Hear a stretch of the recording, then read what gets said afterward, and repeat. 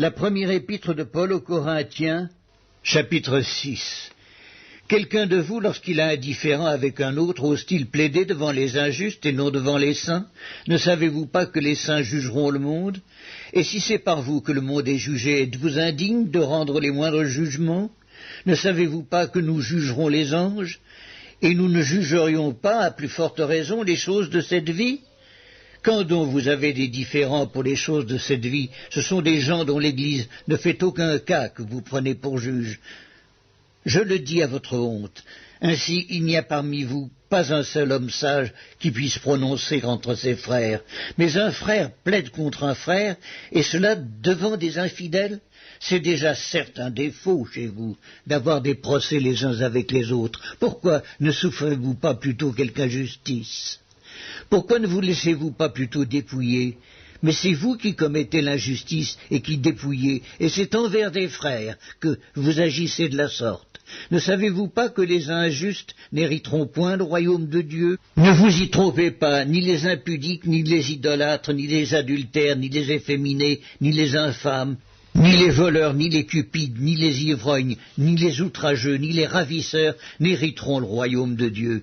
Et c'est là ce que vous étiez, quelques-uns de vous. Mais vous avez été lavés, mais vous avez été sanctifiés, mais vous avez été justifiés au nom du Seigneur Jésus-Christ et par l'Esprit de notre Dieu. Tout m'est permis, mais tout n'est pas utile. Tout m'est permis, mais je ne me laisserai asservir par quoi que ce soit. Les aliments sont pour le ventre et le ventre pour les aliments, et Dieu détruira l'un comme les autres.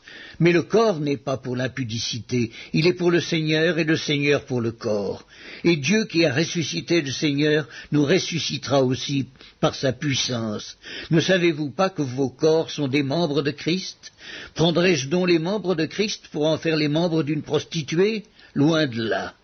Ne savez-vous pas que celui qui s'attache à la prostituée est un seul corps avec elle? Car, est-il dit, les deux deviendront une seule chair. Mais celui qui s'attache au Seigneur est avec lui un seul esprit. Fuyez l'impudicité. Quelque autre péché qu'un homme commette, ce péché est hors du corps, mais celui qui se livre à l'impudicité pêche contre son propre corps.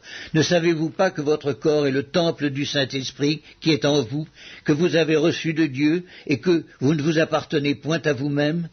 Car vous avez été rachetés à un grand prix.